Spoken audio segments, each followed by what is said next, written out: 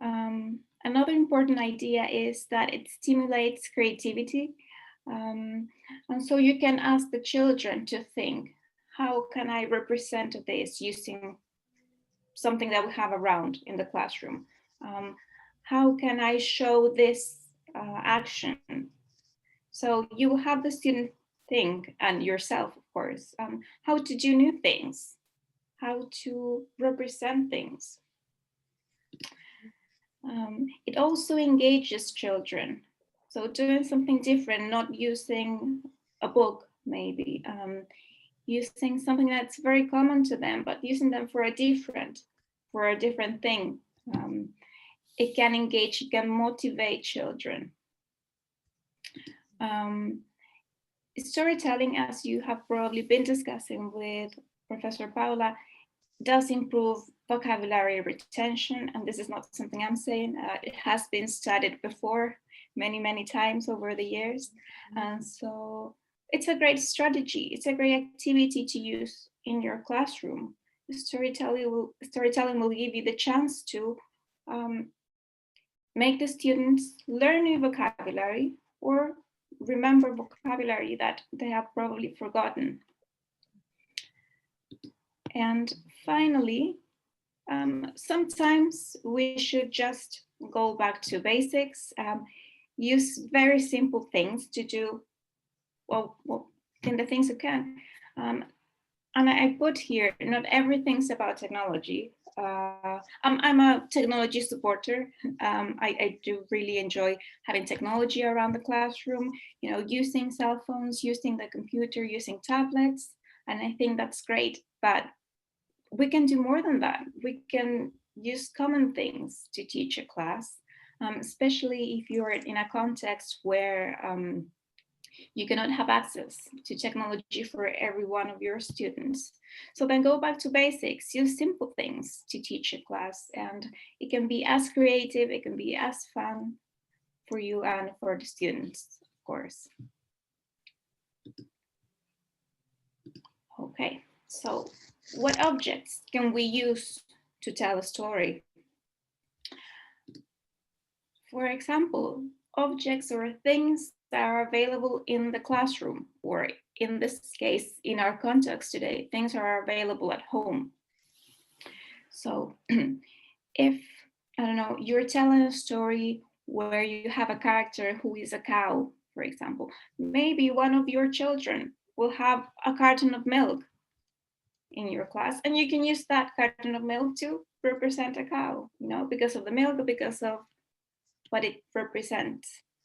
Maybe one of your students is using a jockey, a cap, and it could be a symbol to represent a little boy. Or I don't know, more ideas like if you want to represent actions. For example, if you want to represent a verb, you could use a ball, for example, to represent, I don't know, jumping. You can bounce the ball around and you can represent someone is jumping, right? So there are many ways where you can come up with creative ideas and to represent the things that you want to show, either if they are nouns or if they are actions, in this case, verbs. Another thing it's also important to consider, maybe you can have similarities in color, maybe not, in shape, in size, but especially important that you can have some cultural characteristics represented in your object. So maybe a purse, a girl's purse, could represent a woman in this case, or something feminine. Yeah, but that would depend on the context. That will depend on the stereotypes that you are working with and the stereotypes that you want to represent. So today, things are evolving, things are changing, and maybe you don't want to associate pink or, I don't know, makeup with a woman, but you want to make it more gender neutral. It's up to you. It's up to the decisions that the teacher makes and up to the things that the students present and about their creativity. So you can actually choose, you have a big range of elements to choose. And if they're at home, you know, they can choose from anything they have in their homes. If you're in the classroom, maybe you will have less objects to choose from, but still you can ask the children to bring things from home, and then you can create something fun. All right, so to illustrate what I have been saying and how to use these elements in storytelling, I'm going to show you a video. I'm not going to do it live because I thought of recording it. Actually, I recorded this story using the objects so that it will look better and not so messy, me playing around with the objects. So let me see. I think I need to share my, and I didn't. I need to share my, yeah, sound. Okay, there. Yeah, I have forgotten to do that. Okay. So the story that we're going to tell today is The Carrot Seed. Maybe you have heard of it before. Yeah, and this is the cover of the book. Unfortunately, I didn't have the book with me here today. It's in the university, and so, but I did put this picture here, and I want you to think just for a few minutes, for a few moments, what do you think the story is about? Just by looking at the cover of this book, The Carrot Seed. Okay, maybe you can write your ideas or maybe about a child plants a seed, a carrot seed, obviously. Okay. Yeah, so we have this boy here. Yeah, and as you can see, he's Vegetables. planting a seed. Vegetables, yes. Okay. Yeah. Any other ideas? It could be something more than the obvious, right? We can see from the cover, from the title of the book. It could be something, maybe it's something completely different. Well, we won't know until we heard the story. So I'm going to show you the story now. All right. So here's my video. I'm going to play it. Please let me know if you cannot hear very well. Okay. Paul, I think there's someone. Yes. In the... Someone, yes, I okay. already. All right, so I'm going to start playing the video. Please pay attention to the elements I'm using to represent each one of the characters or the actions that you see in this story. Today, we are going to tell the story of the carrot seed. A little boy planted a carrot seed.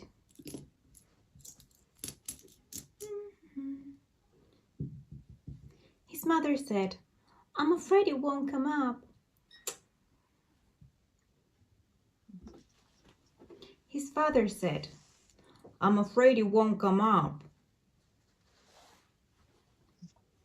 And his big brother said, "It won't come up."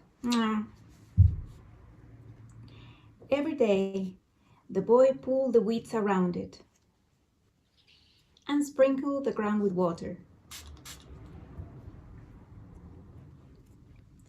But nothing came up. And nothing came up. And everyone kept saying it wouldn't come up. I'm sorry.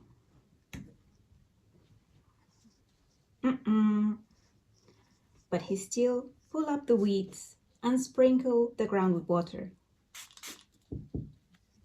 And then, one day, a carrot came up. Oh, just as the boy knew it would.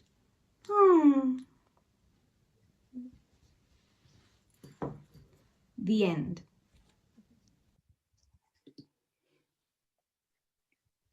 All right. Were you able to listen to the story? Yes. Okay. Girls, could you listen? Boy? Yes. Okay. Okay. Yes. Okay, perfect. Okay. So, what do you think about What do you think about this way to tell a story? It's so original. It is Original. very, very simple. Mhm. It is very simple, everyday things that you'd have at home. And if you think about your childhood, you probably did this at some point, using things to recreate a story. But this is what children normally do, right? So we should get involved in very simple things like this. No need to use a phone, no need to use a computer. And you can create a story. You can have your students, your children, tell you what things they want to use in the story. So that actually stimulates their creativity. It makes them think about how we can represent different things in a story. Yes, it could be a challenge for the students as well. And Phoebe Yeah, it asks, is. so Phoebe asks, she makes sounds to express feelings. Yes, that's something important to notice as well. I wasn't showing my face in this video because I wanted you to focus on two things. One of them, of course, in the objects that we were using to tell the story. And the second thing, to actually listen to the story, to listen to the different changes in my voice in this example, and how that contributes to telling a story. If you are telling a story with a very plain voice, no emotion at all, right? Probably students will understand, but it's going to be boring. It's not going to be motivating. And so using different tones, sorry, it's going to help and contribute to make the story more engaging. Yes. So I'm going to show you the video one more time. And then we're going to discuss a couple of questions based on this video. Yeah, Phoebe is also saying use common things more attractive for children because it's what they know, right?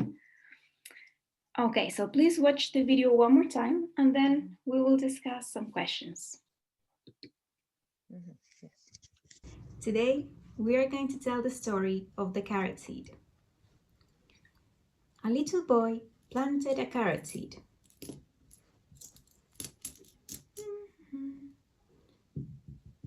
His mother said, "I'm afraid it won't come up." His father said, "I'm afraid it won't come up." And his big brother said, "It won't come up." Every day, the boy pulled the weeds around it and sprinkled the ground with water. But nothing came up. And nothing came up. And everyone kept saying it wouldn't come up. I'm sorry.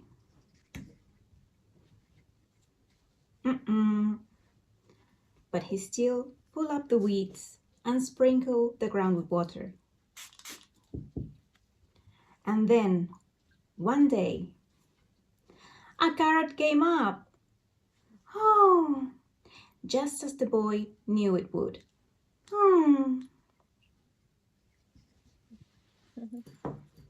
The end.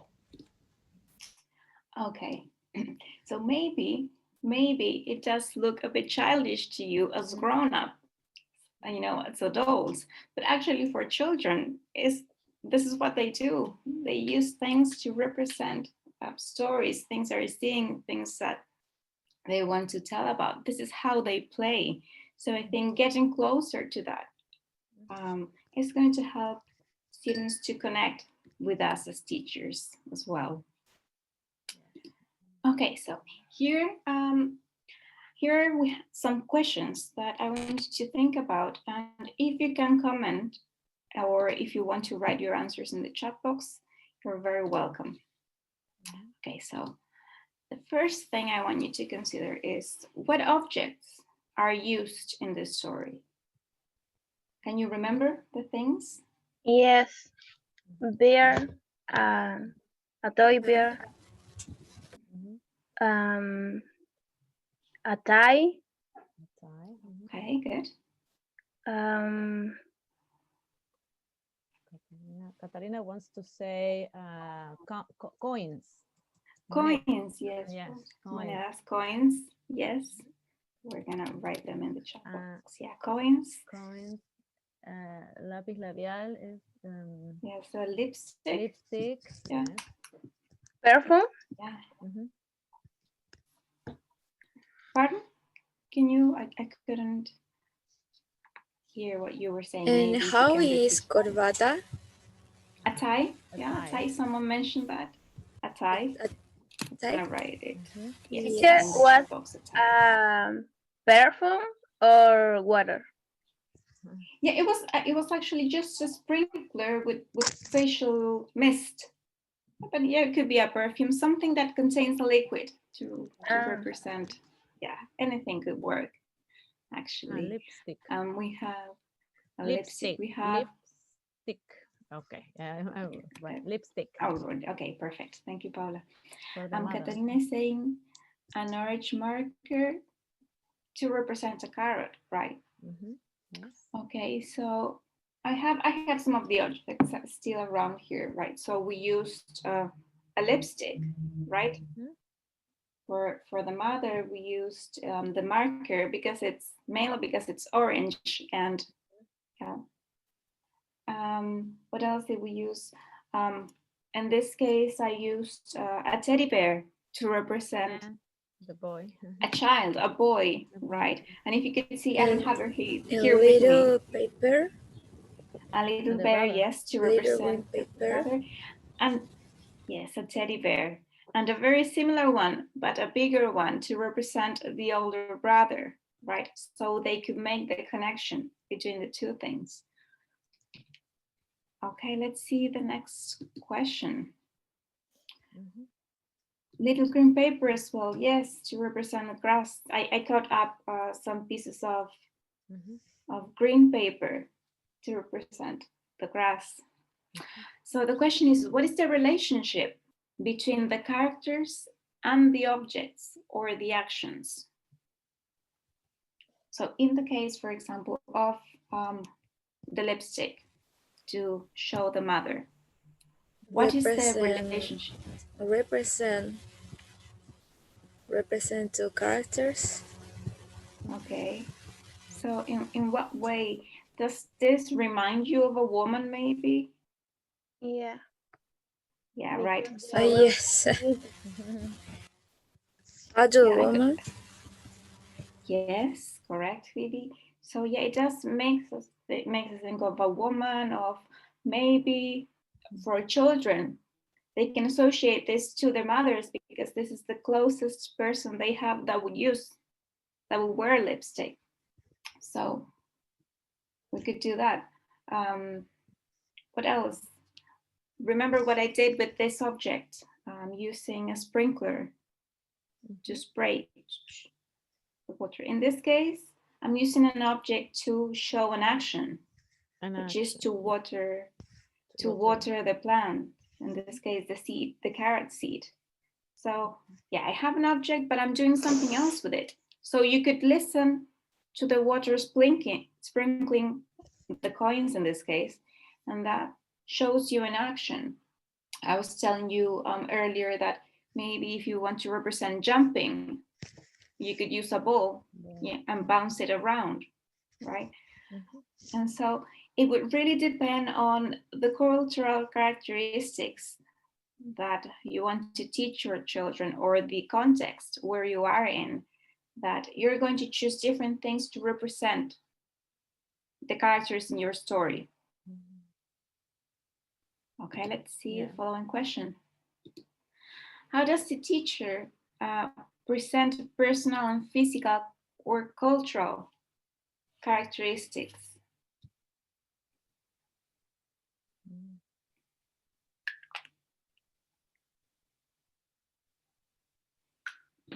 Any ideas on how the teacher, or in this case, would be the person who's telling the story, actually, not necessarily the teacher.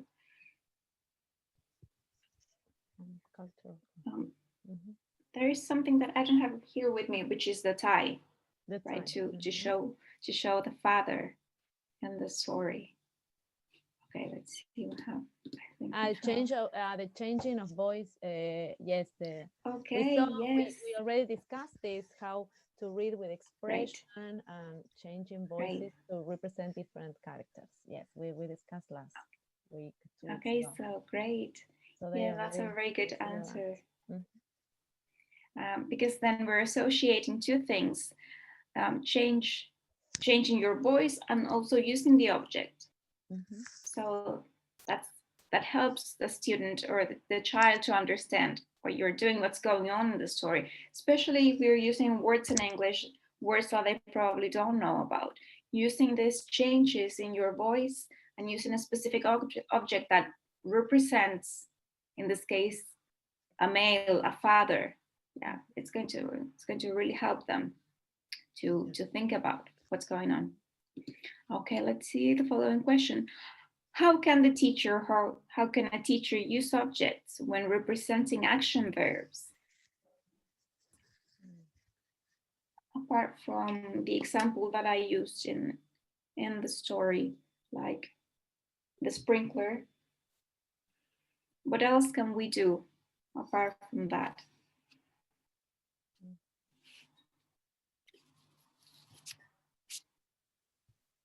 Remember, we have talked about this also in the workshop. Verbs represent actions. So another word for action can be move, movement. Movement, yes, How about moving around. okay. Maybe using, Yes. I don't know, Paula, if you have talked about TPR, No, we are maybe. going to today we are going to see another example Oh, of okay, interactive reading aloud, and then great. we will discuss that. Yeah. Okay, so moving around, moving your objects around, even maybe even moving yourself. Like if you have to represent dancing, like yeah, you move around your objects, but you can also do like make a movement and represent an action as well. Yes, Katarina says moving according to the story. Yes, exactly. Moving according to the story, right? Don't stand still and pretend like you're a robot, but do something else, right? So yeah, if the child is feeling sad, yeah, show it with your voice or moving the objects around. Okay, very good. Another question, how can the teacher make sure the students understand the story? How do you think we could do that at the end? At the end, you Yes. can ask them questions about it. Okay, very good, very good. So you can go around asking them, what is this? What is this in the story, right?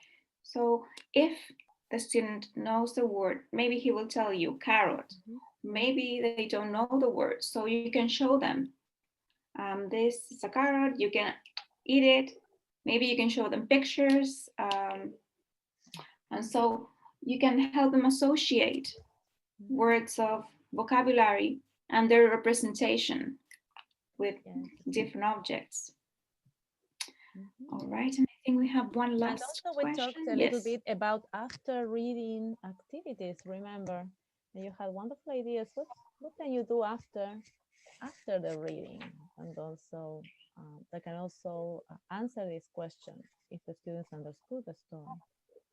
So we have also discussed about after reading, post-reading activities that would also be connected to the reading and to the story. Okay, so keep thinking. We will keep continue. thinking about yes, what else? There's a big range of things we can do to ask the students about either vocabulary, about the story, things that you do after you're telling the story. These things can also be done before the story, so maybe you can present the vocabulary as well to help them understand the story a bit better. Maybe they have never heard the word carrot before. Yes, you can tell them before you tell the story. Yes, of course, we talked about pre-reading strategies, remember? And they have been thinking of ways to present and to connect to previous knowledge and to create these connections, but also present vocabulary, for example, previous to reading. So they know this already. Okay, perfect. Catalina, what? And let's see if Phoebe's changing. Oh no. Changing Yeah, the okay. voices, Yes. yes. I guess she was agreeing with what you were saying, Paula. Yes. Mhm. Yes. Okay, so let's see the last question. Yeah, well, she was already replying. Are there any changes in the tone of voice used by the storyteller or the teacher in this case? How does that help telling the story?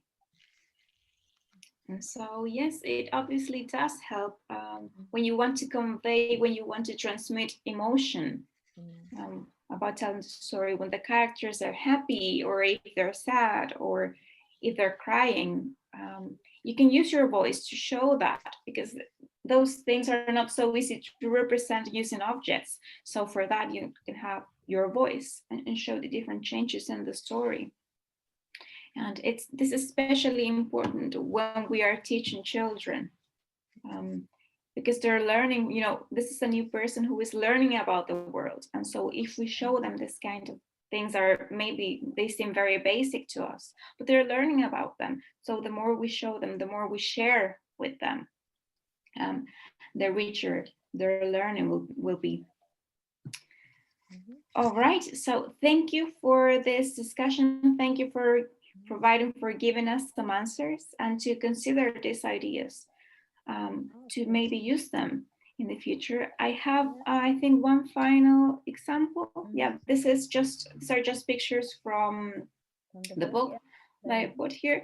And I want to very briefly show you this example. I'm not going to show you the whole video, but just one idea that we did a couple of years ago with our students representing a story and using different objects. Okay, great idea. Is your mama a llama?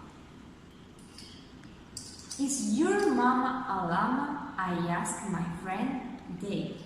No, she is not, is the answer Dave gave. She hangs by her feet and she lives in a cave. I do not believe that is how llamas behave. Oh, I said, you are right about that. I think that your mama sounds more like a bat.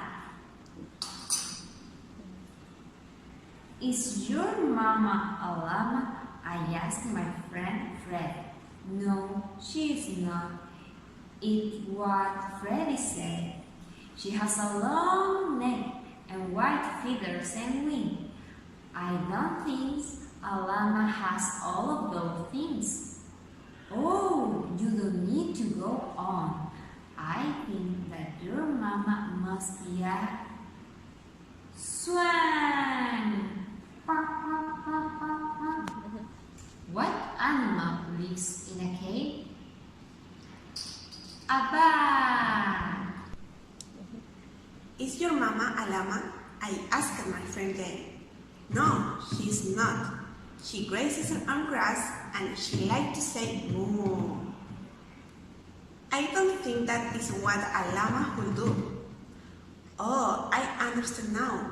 I think that your mama must be a cow. Moo.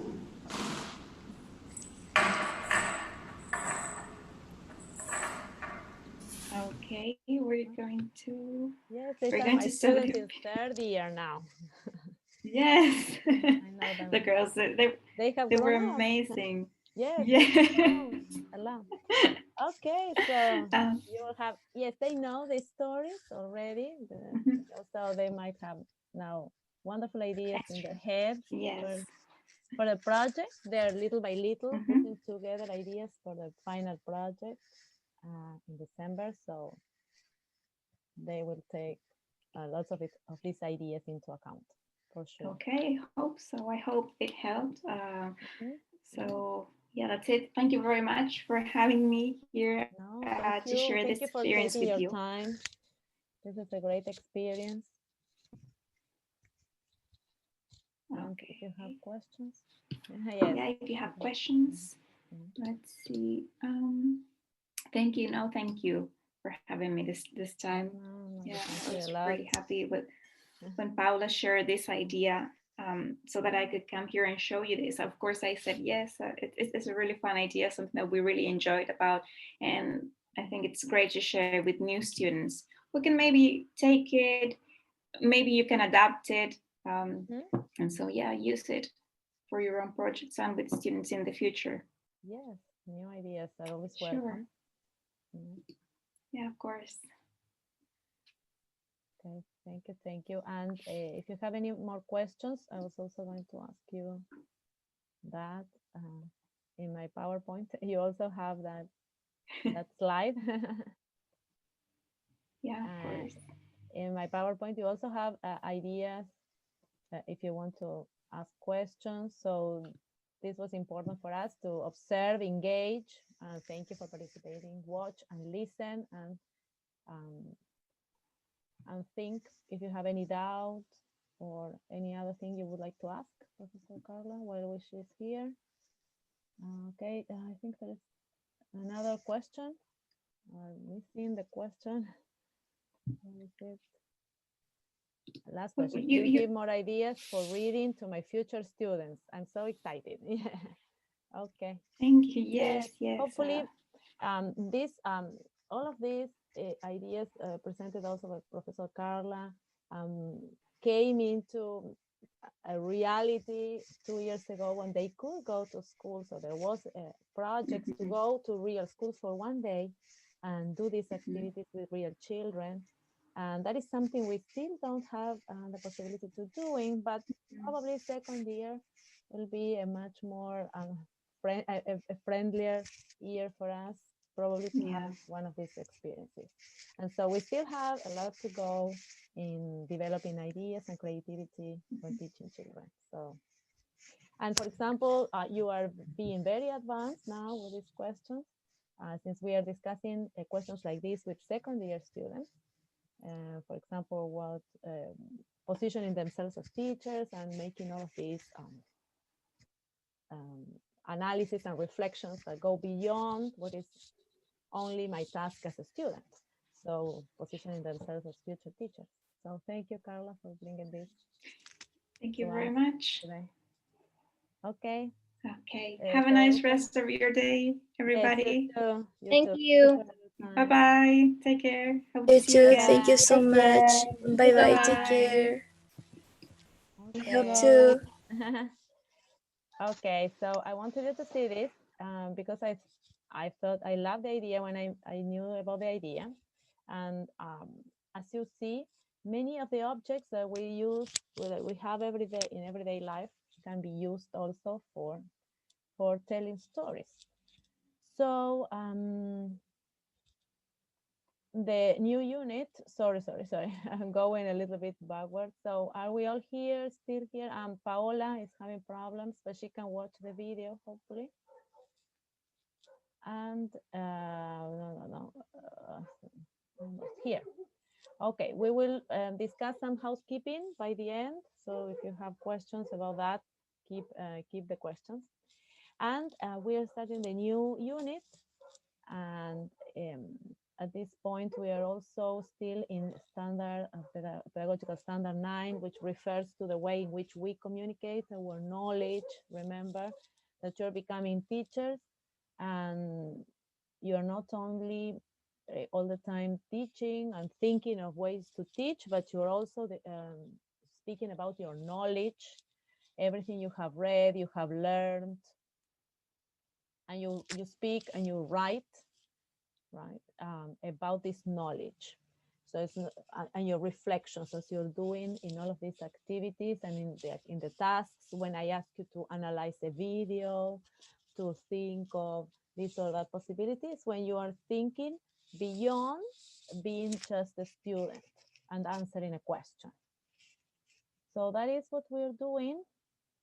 And always thinking of the pedagogical standards helps us think as future teachers. The same reflection you had at the beginning of the semester. Okay, so We will have another possibility, another presentation today, a new presentation and another option whenever thinking about teaching children and using literature and read alouds to develop our students' language, knowledge, vocabulary, and knowledge of the language as well, and the language itself. Remember that we have seen two important topics. One of them, what Professor Carla has just talked about, the reading techniques, how we engage our students in the reading, and she used the same verb, engage, trap them, invite, motivate them, and the strategies of which you have been listening to a lot these last weeks, and you have been working on your presentation. Just because these two elements, big areas, help us to introduce our students to this world of reading and enjoying literature, learning from that. Yes, because our objective says we are learning. Yes, what stories have to teach us. Yes, children's literature and teachings. What is that the literature has to teach us? So that is what we are paying attention to by developing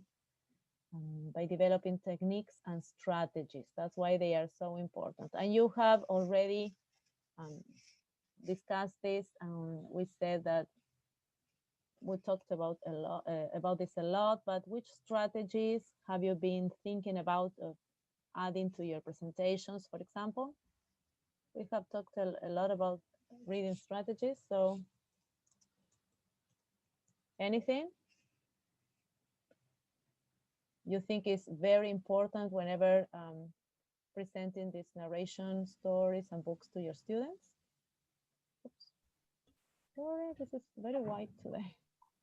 Doesn't allow me to change. Okay, any strategy that you think is fundamental?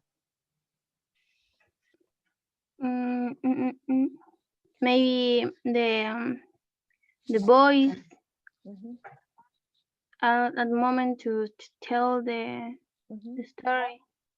Yes, but you're preparing to start the reading. What is fundamental that you do with your students? What strategy would you use first? Phoebe, those children that don't want to read aloud.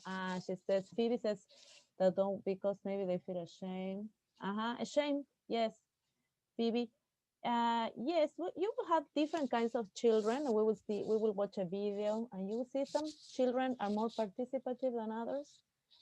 That can happen, but that's also your ability to spot, to recognize which are children who can be more ashamed, and probably bring him near to you, pair him up with someone who is more outgoing, and also do a lot of repetition. You will see the video today that this teacher has been working with the students before. And remember that children respond well to situations they know from before, and they are participative. Yes, they are much more participative than adults, but they feel safe with their teacher because they have been working together.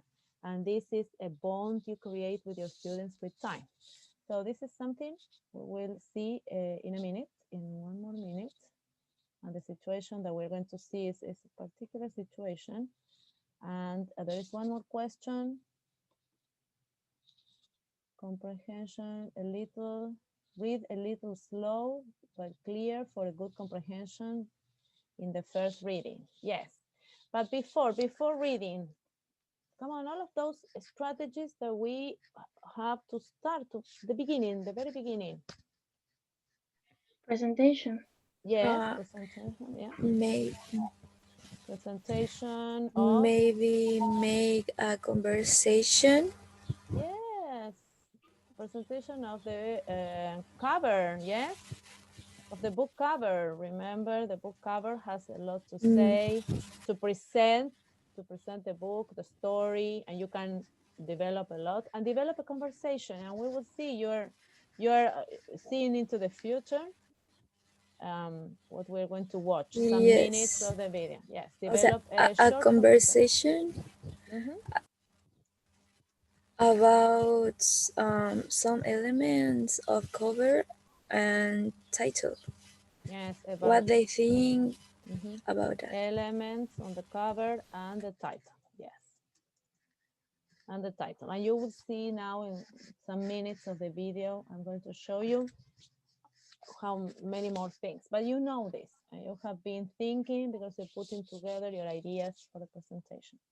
And then the techniques that you saw now in action, you saw Carla, how she changes intonation, how she changes expression, voice, and the voices of different characters.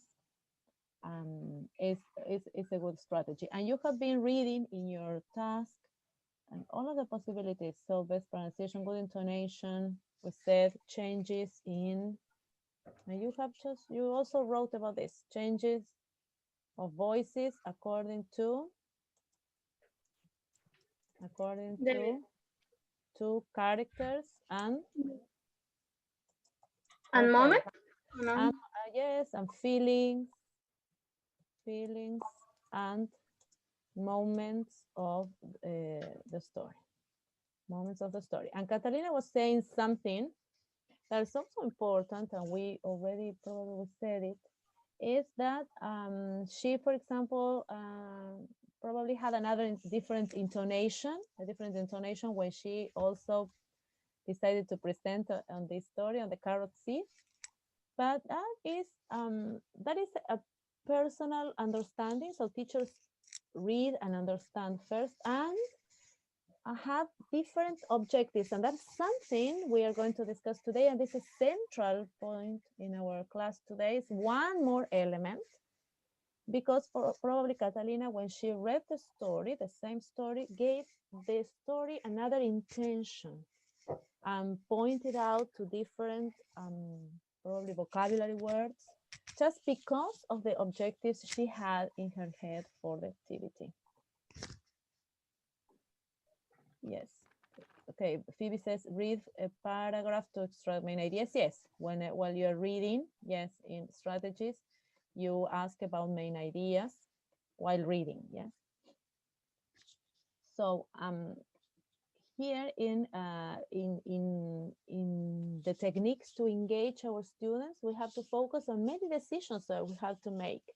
We have to make decisions because of the age of our students, because of what they know, what they previously know, how they have been working before. Remember, children, as I was saying a minute ago,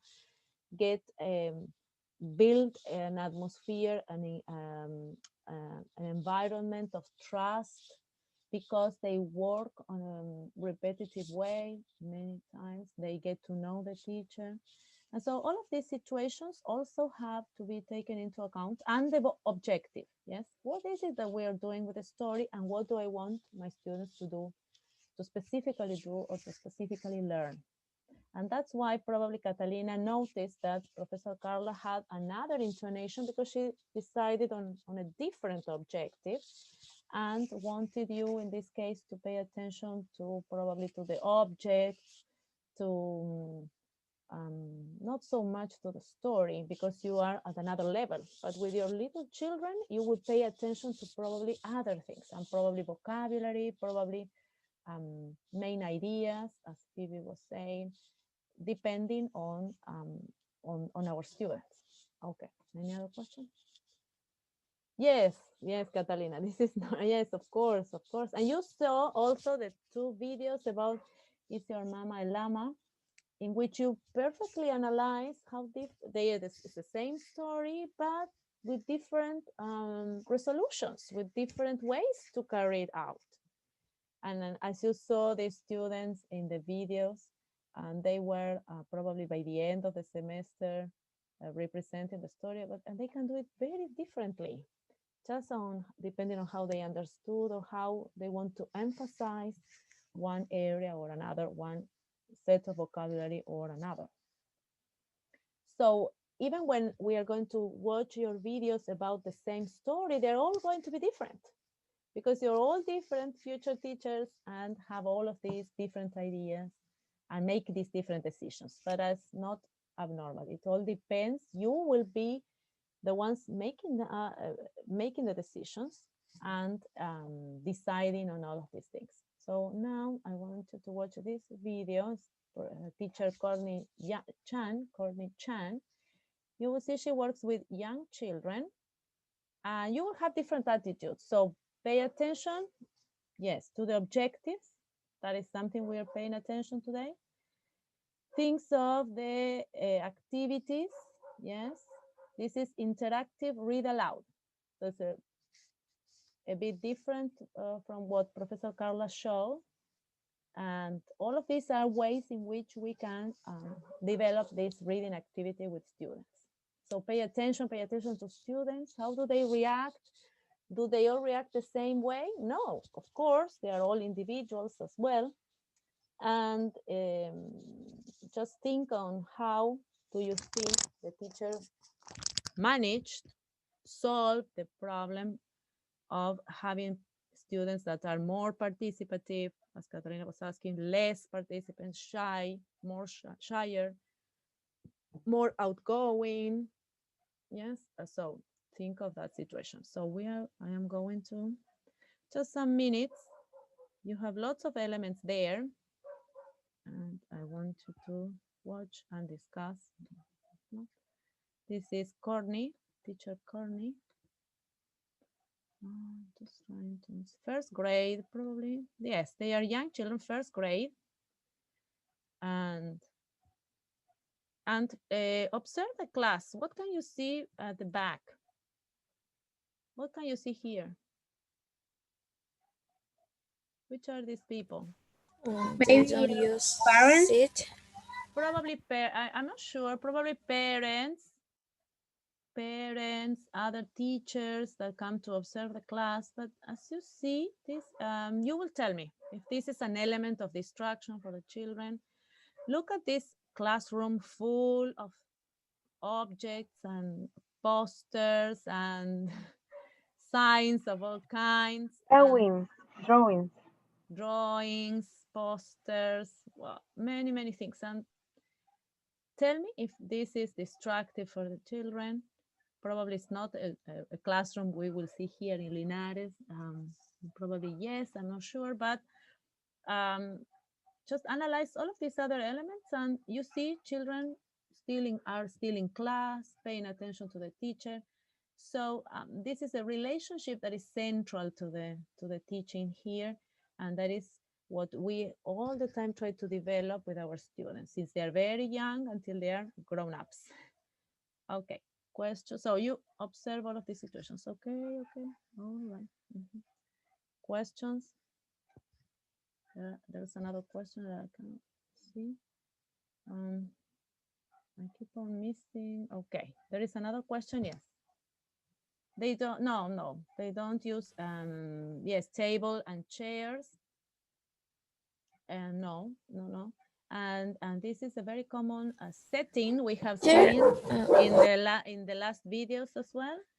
This is a very common setting with young children. Yes, question, Phoebe? But it's, of course, a choice. Yes, Phoebe? Any question?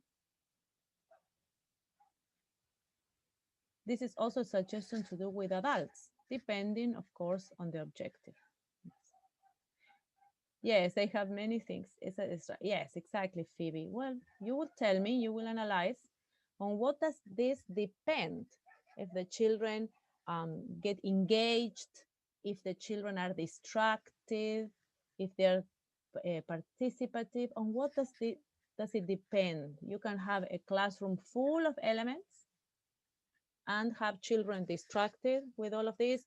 You can have them standing up and looking at books, or you can have them engaged in the story or in the activity they are doing. So this is what we are analyzing. Okay, some minutes. The most important minutes we can analyze a lot. And I think you can hear, well, they are talking, this means they're talking about something, it's not really clear. They're talking about something they know from before. And of course, it's not easy, so that's why I'm not playing that section. In the case they are parents, I think that is a good idea because they stay in their school. Okay. Yes, they can. Yes, Catalina thinks that if they are parents, they can be distracted to students depending on the activity, Catalina, again. Depending on the activity. Many schools, and I'm sure here Linares, they also do the same. There is a day in which they invite family members. They could be parents or grandparents to the school to do an activity. And so it all depends on the activity you're doing. You cannot do this at random, yes? Without planning, without organizing the setting and what you're doing. That's for sure, you cannot do. But if you organize it, if you have an objective, and if you follow step by step, you can do whatever. You can have parents telling the stories and children paying attention. It all depends on how you organize the activity. And of course, this is not just one, it's an activity that has been prepared, and you will tell me. Okay, so children can have bad behavior, of course, everything can go out of your hands, everything, but that's why it is important to for teachers to plan activities, and you will discover all of these elements in some minutes. So let's watch.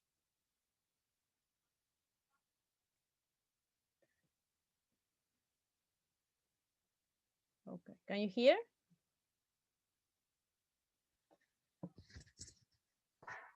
Nope. No? Okay. No, I can't. Okay. So probably I'm not sharing the sound. So they're talking about a book.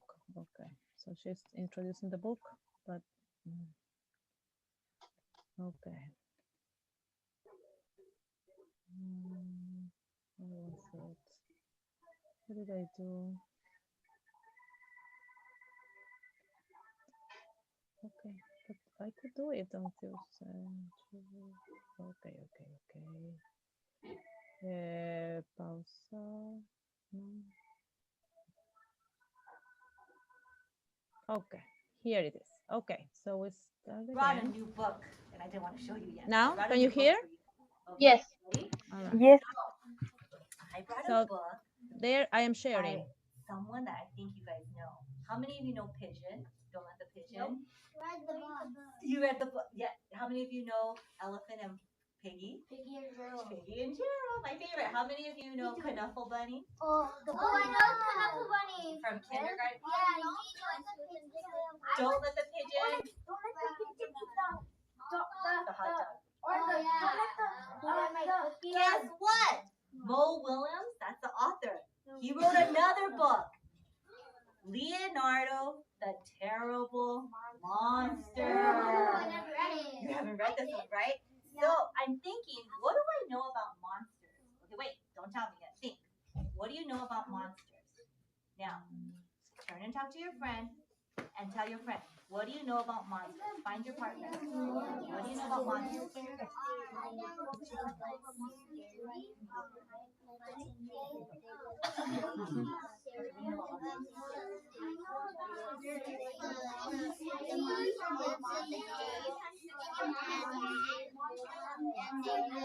Okay, so which are the pre-reading activities that she is presenting?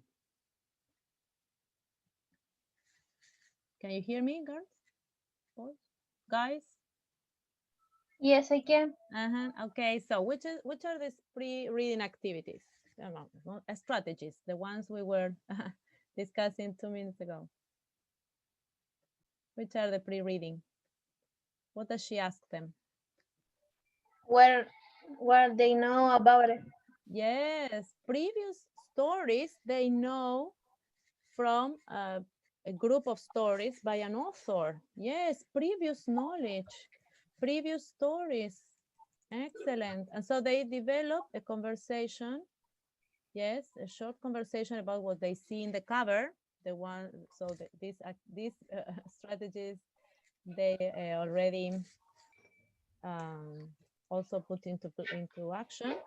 Questions about previous knowledge. Yes, previous knowledge about other stories and also about the specific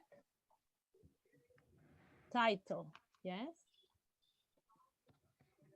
And what else does she ask them to do? Talk with the partner about monsters. Yes. Okay. So the children are very active. Other stories. And the main topic of the book. Yes. So they know the book is going to be about monster, and they discuss about this. So children are active, as you can see. But this is a very spontaneous activity. What can you say about that? Have they done this before? Sorry, have the children done this activity before? What do you think? Maybe. Yes, of course, they have done this before. They have talked, they immediately change and turn around and they know who they are talking to. Yes, and do they talk about the topic? Yes, they do. I think so. Yes, yes, they speak about the topic. So here we watch a little bit more.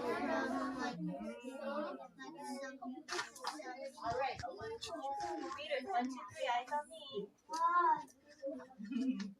So, I heard some of us say, I know monsters are scary. How many of you guys? I say that. Monsters are scary? Monsters aren't always nice, right? So we're going to find out, like, is Leonardo, he's a terrible monster. So we're going to think terrible like he's bad or terrible like he's not good at it. Because you notice, he looks sad. So if he was a scary monster, he wouldn't have that face, right? Okay, I'm thinking here. Leonardo, the terrible monster. Go Williams. Leonardo was a terrible monster. Nobody wants to be his friend. No. Probably they're mean to him. He couldn't scare anyone. Now look. Look at this picture of Leonardo. Yeah, what do you guys notice? He's crying. He tries to scare people. Look at, he's trying to scare them. I noticed, look at, he's going, "Ah!" Everyone, try to scare them. Right? And is it working? No, look at You have to scream loud and then you will run. But I don't know if he's able to do that. So, I think that terrible means that is he mean or he's not good at it? He didn't have 1,642 teeth like Tony. And he wasn't big like Eleanor. So far I'm thinking, well, he's not a good monster because he didn't have a lot of teeth. And he wasn't as big like Eleanor. Like, look, you can't even see her. That's how big she is. And he just wasn't plain weird like Hector. So, right? So I'm thinking here that he probably feels terrible, Leonardo, because he's comparing himself. Like he's thinking, he's not like these other monsters here. No wonder he feels kind of sad, right? And terrible. Yeah. Do you guys ever feel like that too sometimes? Yeah. Like you compare yourself to somebody like, oh, I wish like I was a little bit taller like my friend Samantha. Or I wish I was like you compare yourself. Or like my mom. Or your dad. A pretty dress. Oh, like I wish I had that pretty dress like my friend, right? But do you think that sometimes it's okay to like just be yourself, be different? Like it's okay? I don't have to be like everyone else, right? Like what I have is good enough. Yeah? What do you guys think? Okay. So what can you see in this section of the story? What do you think? What do you see the teacher does with the kids? Okay. She make that the student participate. Yeah, exactly. They are almost telling the story. Is she reading? Is she really reading? No, she still told them about it. Yes, exactly. So probably we need to think of the objectives and whether reading aloud is always just reading, only reading, or is doing something else. And as you see, the students are absolutely engaged. So that can also be another strategy we haven't thought about, that is making students absolute active participate, even the tellers, the narrators of the story. The students are always active participating, so that is interactive. So what do you think the word interactive means? What is interaction? Talk each other, maybe participate. Participate actively. Yes, we have the same in Spanish. La interacción es una acción y una respuesta. Yes, Sí. all the time. So the teacher says, oh, what do you see, Leonardo, here? And the students immediately tell the story themselves. Do they repeat word by word the same words in the story, or probably not?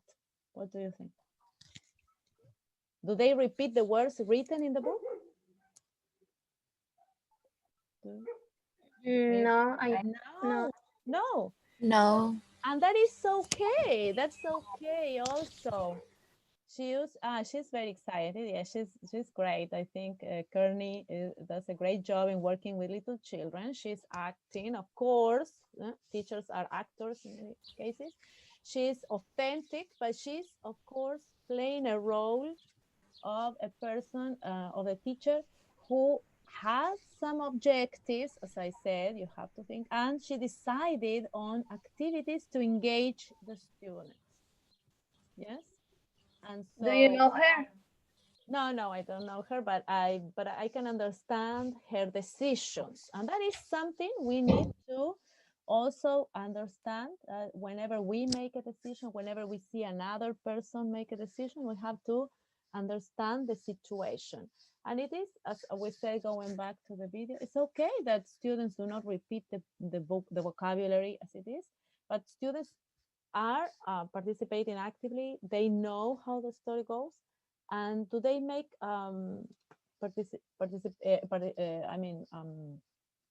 do they repeat or tell sentences that are related to the story? Do they keep the story going?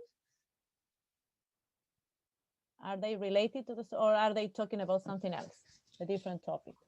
No, about the story. About the story. I'm very creative, in a very creative way. Yes. So yeah, it's like a conversation.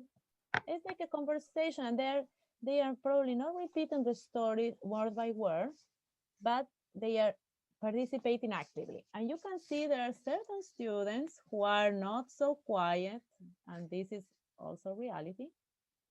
But are they, do they seem to be very distractive at any point? This boy here in gray is a boy, where would you sit him, for example? Where can he be seated? Because he's very at the limit, at the border of losing attention. So probably he would be sitting nearer to the teacher, but still this boy is not out of task.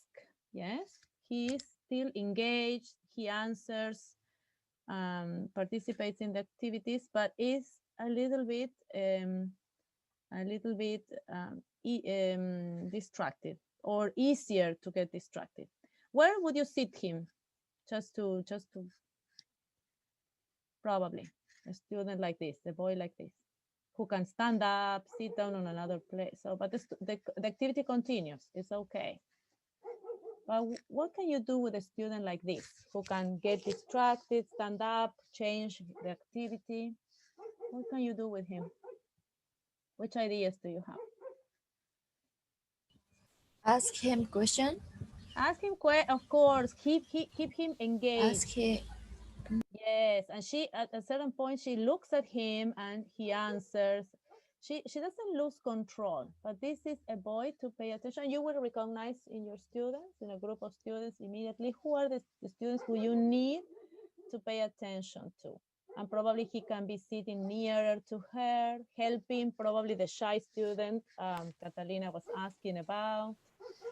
But in general, we can be sure that all of the students are paying attention. They know the activity, they have done this before. That is also important. As I said, it's something planned, it's something that follows a plan and has clear objectives. And that's why all these people and all of these surroundings are not distractive for them. Yes. Nevertheless, students can get distracted. And this is something we always try to keep in mind and keep them engaged. And that is why this is a good activity, because you're making them participants and you're giving them the power to create a story. And you have many more examples, still loose examples of stories that are created collectively with older students in Spanish, in different languages, because interaction gives this possibility of participation and engagement. Yes, motivation above all. Okay, so you have this is part of your new task. So I won't. So, but you have seen lots of the elements, and you will also continue reflecting on this video. And what we want to pay attention to now is related to the objective. So, what do you think one objective of this activity was? At least one. You can think of more later. One objective. What do you think? One objective. One objective. At least one objective, because then you have to think of more when you do the activity, the task. One objective. Which could be an objective of this activity? It's something. Interaction. So one of the objectives is students. Students interact. Yes, we need this verb. It's okay. Interact. Teacher, we see the sorry. Probably you're not. Okay. Because sorry. That's why you didn't. Okay. Can you see my screen now? Yes. Now yes. Yeah. So Yes. Students interact among them. Develop abilities to among themselves, telling the develop abilities to read, to comprehend, to understand. Yes. Develop ability to more comprehension. I Develop. think that is that's abilities. Yes, abilities to understand a story. To understand the story, yes. By telling the story, in itself, by telling the story, even when we are not repeating the words word by word. Yes. So we have developed vocabulary. Excellent. Develop vocabulary. And so that's the first objective. So the teacher doesn't want students to repeat word by word from a book, but that they're creative, because language is creation and it's creative all the time. Even when we teach you the organization of the sentence, for example, is something that then whenever you're going to produce a sentence on your own, you're going to see, then you're creating something different. And teachers many times say, oh, I didn't teach this. But just because the language is like that, it's creative and is all the time evolving, yes, developing. So students develop language abilities, exactly. So it's not important to repeat words by memory, but it's important to participate, to express complete sentences, to refer to the story meaningfully, so that they are not just changing autonomous thinking or not. Yes, exactly.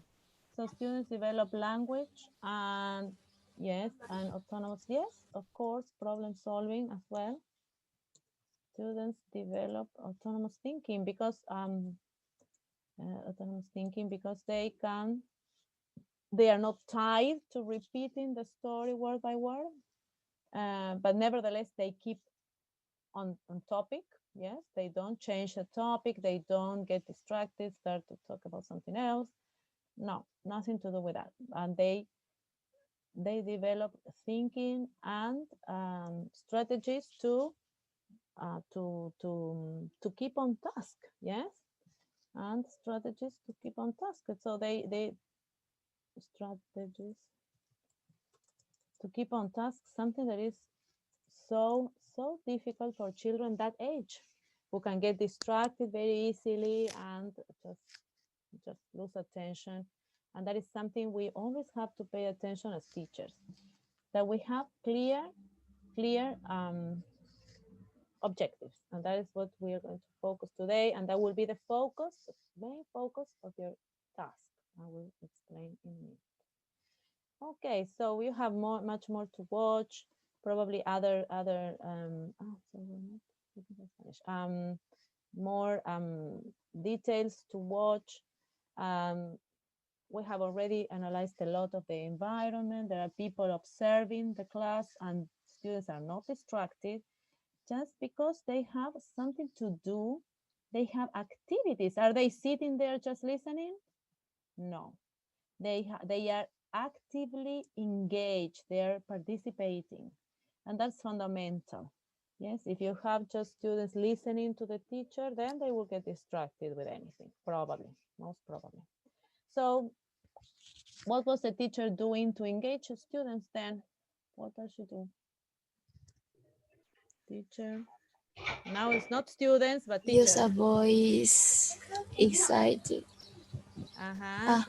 So teacher use a voice very exciting. Okay, demonstrates excitement through their voice, through her voice. Yes, through her voice. Yes, always trying not to lose that attention from students. Always thinking, always changing the activity. How long do the activities last? Very short, very short and precise. Yes, so the students also do not lose their attention. So demonstrate excitement. Teacher always asks them to do something else. Yes. Teacher changes what? Changes the activities on time. Yes, if you let the students talking among themselves for a long time, that will be, you will lose them. Yes, it's just a specific amount of time. And so all the time, she's trying to engage, keep them engaged. Do not let them just change topic or change activity or get distracted. So you can think of many more, because that's also important whenever you are yourselves thinking of a reading aloud activity. Yes. Also, in the case with example from Professor Carla, you also need to keep them paying attention to you and to the objects, without them just getting distracted and change topic or activity. Okay, so interactive read aloud is a little bit of theory. Is a whole group instructional. So you can see this. You see a whole group. You have a first grade, which is not very big, very large, but it can be done with larger groups as far as you have a clear objective and activities for them to accomplish. Yes, as we said before, as we said here. Yes.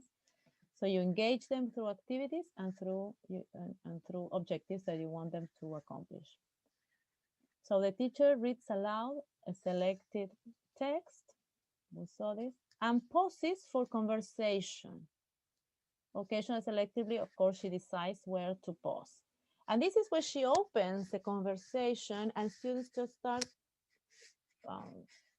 telling her their opinion through sentences that should be, of course, connected to the story. And that is what she's trying to develop, yes, language, that students are able to keep the topic and express in complete sentences and complete thoughts what they, sections of the story. What do the students do? The students think about, yes, they know, they think about, they all the time they are saying something in relation to the story. For example, one of them says, oh, nobody wants to be his friend. So he's thinking about this monster and that nobody wants to be his friend. So you can see also a question that Professor Carlo was asking about how do you know they understand? And you know they understand the story and what is going on because they're thinking and they're expressing themselves. They talk, yes, they talk with their friends. They respond to the text, yes. As a whole, they answer all in chorus, or they work in pairs or in triads, and we can see them working together. They also respond not only orally, but they respond also with what? By doing what? At a certain point, they try to imitate a monster. Yeah, and expression and afraid. Yes, by making movement. Yeah, by making movement. So interaction is not only oral, yes, okay, I say what I think of the story or something related, but also by reacting with actions. And that is something we also saw in another video in which the teacher asked them to represent some scene within the story. So this is also very, very pervasive with little children. They like to participate in many ways. So the more active they are, the better with them. So that is something you need to pay attention to. So both reader and listeners actively process language because they're all the time repeating language. They're repeating which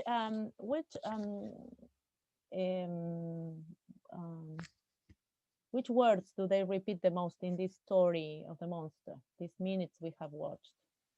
Adjectives of a special kind of language, yes? And they're developing these adjectives of feelings, yes? The monster is sad, he's ashamed, he's and different adjectives that have to do with that.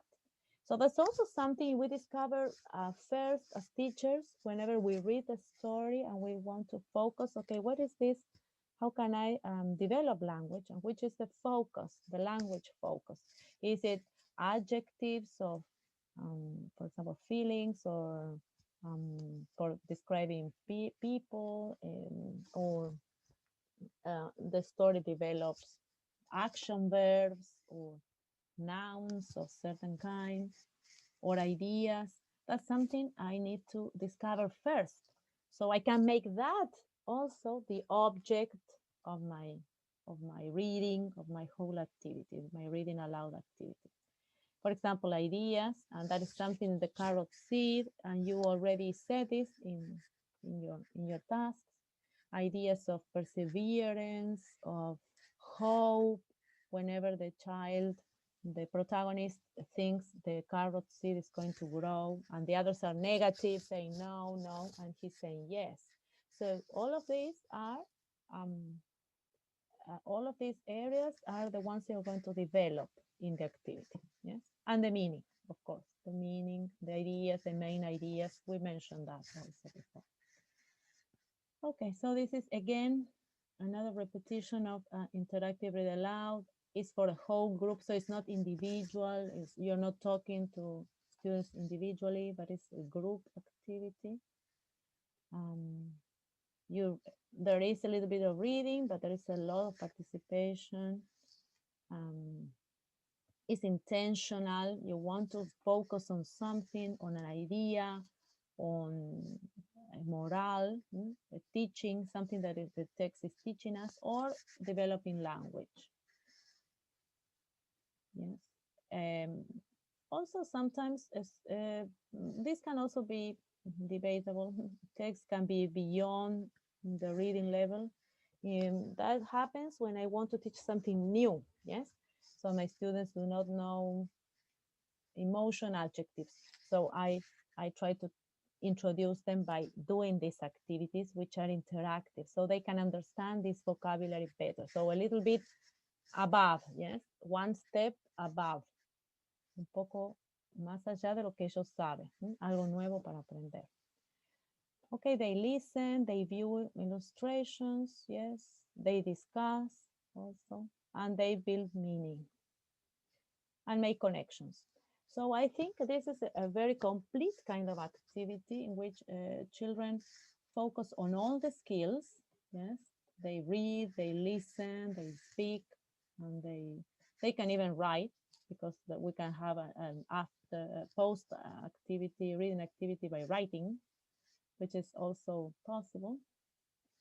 And it's very complete because it develops different areas. Yes, whether we want to learn the language, a specific structure, or just develop an idea, some kind of morale, some kind of teaching of some kind. Okay. Here, okay, so we develop now the ideas of objectives. So what are these objectives that I am asking you? And this will be the last, so that then you focus on this to do your task, and we will discuss next class. We will discuss the objectives you wrote. Okay. So what are objectives? For language, whenever we have language lessons, because we know that even when this is done with native speakers of a language, what these teachers are doing by reading aloud is developing language. And we can develop our language, our mother tongue, yes, nuestra lengua materna, or a foreign language or a second language. Anyway, whenever we have language lessons, we develop language. And we have to mention this in the objectives. So the objective is a description of what students will be able to do in terms of observable behavior. So what is this observable? This is similar to Spanish, what I can observe, what I can see.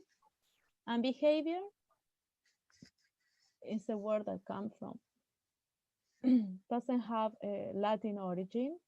Behavior means conduct, yes, conducta, comportamiento.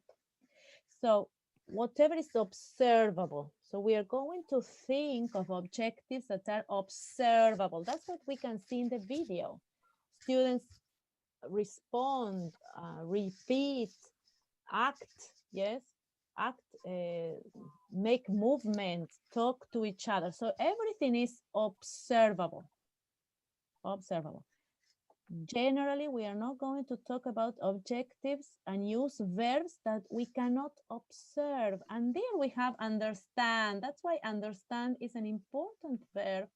And we continue in second year talking to students about understanding, because it's something I cannot see in concrete, yes, but I can prove this by doing extra activities. Entonces, la comprensión es algo que no puedo ver objetivamente, pero sí se ve plasmado en otra actividad. Is that clear? Yep. So in objectives, I am not going to use Yes. I'm not going to use appreciate, enjoy. All of these verbs mean a mental action that I cannot see. I know the students are enjoying because they are participating, they're happy, they are engaged, but that's something I cannot write as an objective. Yes, it is it's a byproduct. It's a consequence, it's a result, but it's not something I'm going to plan to do, an objective. Yes? Know or learn or perceive. But I can use these other verbs, which are actions that I can see, I can observe, identify, present, describe, and they are oral, yes, explain. But you can also have a movement, yes, analyze. All of them are referring to language, but also you have demonstrate, you have react, mimic, and do other things. Okay, so movement as well, that is observable. So how are we going to write these language objectives? So we have the function here, the verb, describe, in this case. A content, what is it that we are going to describe? The story characters and the lexical or the grammar patterns. Yes, this is referred to language. So how are they going to describe characters? Using the present simple, using the vocabulary of the story. How else can I describe characters? Using adjectives of character, adjectives of emotion, or qualifying adjectives in general. Yes, qualifying adjectives. So an element of vocabulary or grammar that I am going to develop. Is that clear? Do you understand the three? Yeah, so we have present. So for example, with I think. So students that are older, yes, are going to present probably. So as you, for example, students at university, you present, yes, the story setting. Setting is ajustes. Present. Setting. Setting is el lugar, place. So we said the story has setting, has characters, has a main idea. Yes, all of these are the elements of the story. We are going to see them in another class. Or the students can mimic. And this is what, for example, first grade students can do, mimic. Yes, they use language a lot, but they can mimic. What do they mimic? The little children. With the puppet? Or yeah, not? But in the video we saw, what are they mimicking? What does the teacher ask them to mimic? Los gestos. They mimic. Los gestos. Character, yes, the characters. Gestures. It's like a facial and body language. Yes, by using body language. Yes, exactly. Body language, or when they hear. Okay, this can be done differently. Okay, we can have different ways, but wait a minute. Is this? No. Okay, so the characters' gestures. So, for example, we have a story that is full of gestures. So, okay, that's the focus that I'm going to teach. So, probably the character has gestures to express anger, to express happiness. We can have different things of it. So, you want to focus on that. So, you mimic character by using body language related to the story's vocabulary. So, for example, if they are, for example, actions, whenever we want to, the character gestures according to, it could be according to feelings or according to actions. Yes, the child was walking, the child was running, for example, if we had this, yes, if we had this story. Okay. So, or by using, here we can have other specifications, for example, adjectives of character or action verbs. It depends on this language topic, on this grammar or vocabulary topic we see in the story. Okay, so by following this formula, yes, 1, 2, 3 is like a formula, you can write whatever you want, and this is going to go with you second year, third year, until you graduate. okay? And they are specifically designed to teach language. That's just because our language of instruction can be either Spanish or English. And that is why we focus a lot on language, because that's what we are learning here, learning English. Okay, who would like to write an objective? And then I explain the task. And we finish for today. Okay, one verb. We can do together. Come on, one verb. Can you repeat, please? Yes, we will write an objective. We will write an objective together. Yes. ¿De lo que están ahí? Yes, or another one, but it's observable behavior. Yeah. Another verb that is of action, not these ones. Verbs that are mental action. Bien. ¿Y dónde está el uno?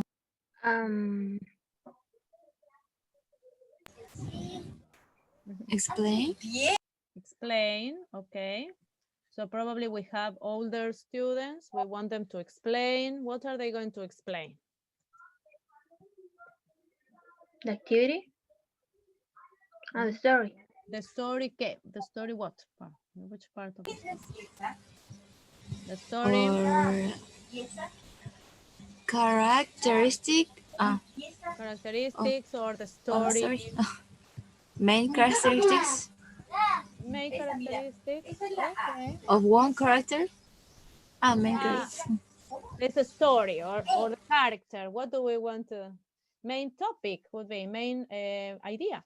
All right. Yeah. For example, what is the main idea in the carrot seed? Yes, the story main idea. Yes. By using what language do we want this? Hope. Yes. Hope is the It's like the moral or the teaching of the story. Which language? Which language elements are we going to use to explain the meaning, the main idea, by using what? Which language are they going to use? For example, this is for students by the end of basic of the escuela básica, like 11-year-olds, 12-year-olds can do this. They can explain the main idea by using which language? Body language? Body? No, they are already, they're explaining with words, with language. Ah. No, not body language. This is first grade. Now we are older students. Which by using Lexico. Vocabulary, that's vocabulary. By using the vocabulary. Yes, vocabulary from the story. Yes. Vocabulary. Yes. From the story. If I want to be more specific, I can say which vocabulary. Are they using adjectives, nouns, verbs, present simple, past simple? I don't know, whatever it is that we see in the story. That's why it is important for you as teachers to focus, as I said, on the story and what is the most important topic in that story. And going back to the example of the monster, here when we were thinking develop language, we develop language, but we can also focus on which elements of language are we developing. Are we developing questions? Are they developing a special kind of adjectives or action, verbs? Or you can discover that whenever you read the story again and whenever you finish watching this video and analyzing it in detail. Okay? So we can write as many of these objectives as we want. And that is something I wanted to introduce you to, because this is something you will have to do for your future project. Okay, main idea. We are going to continue next week because hopefully I will have more books scanned and we will be able to discuss other stories for you to have a greater variety, yes? But for the time being, you will think of what do you want to do with objectives. So go back to the PowerPoint, yes, and think of what we discussed here, that we develop language, we develop thinking strategies, we can interact, we use a lot of develop here. What can we say? We to understand the story by retelling the story. Oh, okay, retelling. We use a lot of the verb develop, but we can, students, retell. We use that one. Students retell the story.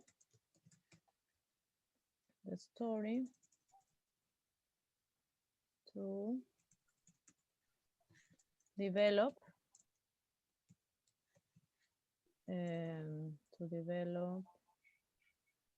language abilities, yeah. Abilities to express complete ideas, complete sentences, to develop specific vocabulary on something. So this is what you're going to concentrate on, yes? And you have here the formula, yes, verbs, or whenever you go to the dictionary to look for more verbs that are observable, action verbs that are observable, yes. And why is this important? Okay, we are going to just read a little bit. Why is this important? Because this is a rich experience, yes. Independent of the age, this is a rich experience in which students participate actively, develop lots of knowledge of different kinds. They also provide a context to learn how to talk, yes? And that is something also the speaking ability, which children start to develop since they're very young, so that they are not scared of speaking, of participating, and they develop this ability. Also community, because you see this class, it doesn't matter what surrounds them, they are together and they participate and they share this knowledge. They share the activity, and it's a community that it cannot be destructive, yes? It's a community that builds a common experience. And they expand knowledge, of course, language, vocabulary, yes. And they also develop ideas for future writing. These children are very young, but from this ability to express themselves orally, they're going to develop their ability to write. So it is very important to do activities like this in which we engage our students actively. And so here we have the same video by Courtney. You have questions. This is your task. Yes, you have questions. And then you have some prompts. So this is what you're going to think, yes? So you're going to decide on a storybook. I will upload more storybooks, so we will continue with this next week. Yes, determine objectives they could reach through an interactive read aloud. So analyze how to write objectives. So go back to the slide to write the objective. And we're going to discuss them here next Thursday, yes? And so they need to be observable behavior. What are you going to think to create your objectives? Here you have these prompts. For example, the pre-reading activities. So one objective could be to develop one of the strategies that you have here, yes? For pre-reading. Go back to the presentation on strategies. You have a lot of this, and here I also left, look. I left here some materials, as for example, the Snoopy, yes, Snoopy strategies. So please bear that in mind. Okay, so also how are they going to get to conclusions? So that could also be your objective, so that students are able to make their own conclusions. How are you going to do this? By questions, by doing after reading activities. So think of this. These are ideas for you to develop your objectives, yes? For example, your objective can be teaching reading strategies. How are you going to teach your students these reading strategies? For example, understanding vocabulary from the context, looking for the main idea, or making connections within the text. You have all of the strategies, you have them. How are you going to probably teach them? Yes, think of that objective. And also which follow-up activities after reading activities you can think of also as an objective, that students do something else with a story, go beyond the story, go beyond the vocabulary itself. Yes, so follow-up are after reading. Yes, after reading activities. Yes, follow up or after reading activities, questions, and you have many more things, not only questions. You have many more activities that you can do after reading. So these are only ideas for you to think, okay? And everything we have already discussed in class. Okay. For the project, remember what I told you last week. We are putting together little by little elements for our project. And so this is an important element that you need to decide now. The objectives, which we are going to work, yes, and rewrite and change, yes, we're all the time changing and rewriting. And also, which would you like to do? An interactive read aloud like Courtney, or a storytelling with small objects like Professor Carla? Yes, you can decide on this. And write your objectives. For this situation, for this activity, I need you to be divided into groups. So have you thought about dividing yourselves in groups? And we have today and next Thursday, we will discuss this. Who are going to work together? Pairs. Do you have an idea? Or do we do a lottery? I ask you. ¿Con quién vamos a hacerlo? Yes, pairs for the groups, for the project. Me with Paola. Okay, Vanessa and Paola. Yes. Okay. You tell me, and the people who are not here, I'm going One to... S, teacher. Huh? Only one S. Yes, we have this. I'm special. Yes, okay, of course. Catalina. Sorry, I'm missing a letter. Catalina.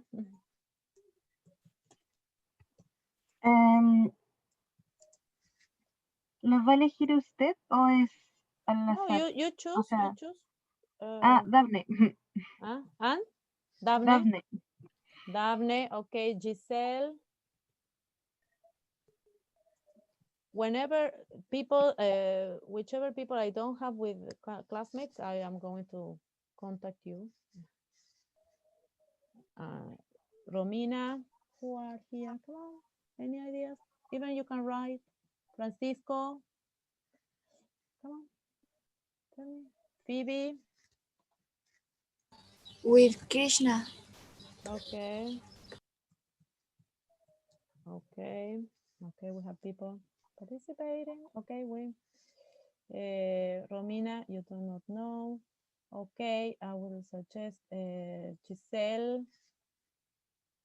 Any idea? Okay, if you work, okay, so we'll keep this, and of course I have the list. And we can continue next class at the beginning. We will do this so that we don't miss the division of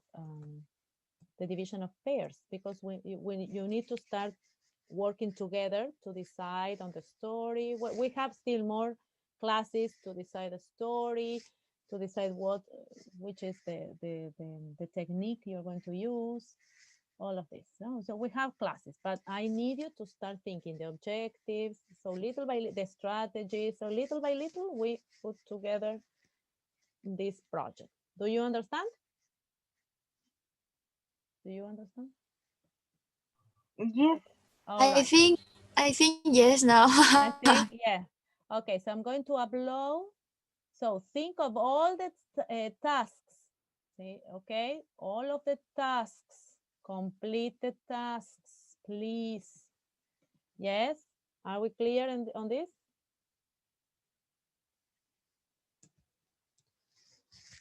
All right, then you Very upload clear. them.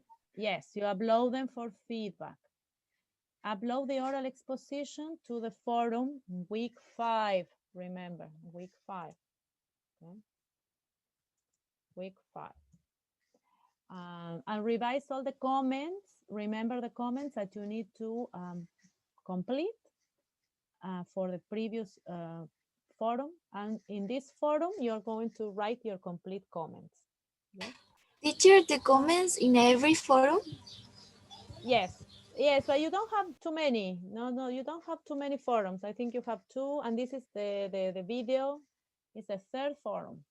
Yes, all the forums. Yes. So start doing your task on objectives. I am going to upload the task.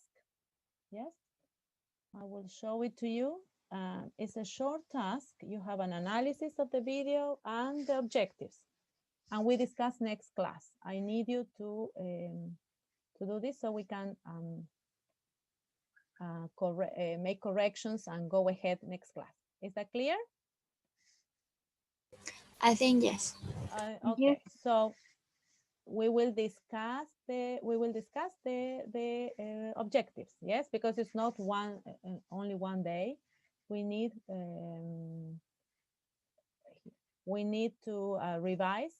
So this is the task. We need to revise the objectives. So we are here for, but I need you to bring your ideas so we can rewrite. Yes. So here you have the video, the questions. Then you have here the ideas to think your objectives, and you write your objectives either here or here. Yes. And we will discuss. It's only that. It's very, very short. Very, very short. It is good that you start working in groups. So that's why I wanted to advance on that, but we can continue next class. Yes, and there are other elements of the story that we also need to discuss next class. So if you are okay, or you need to ask me anything else, we will have 5-6 minutes to go to the toilet, and we start the workshop. Is that clear? Yes, teacher. Okay. For now, yes. Okay.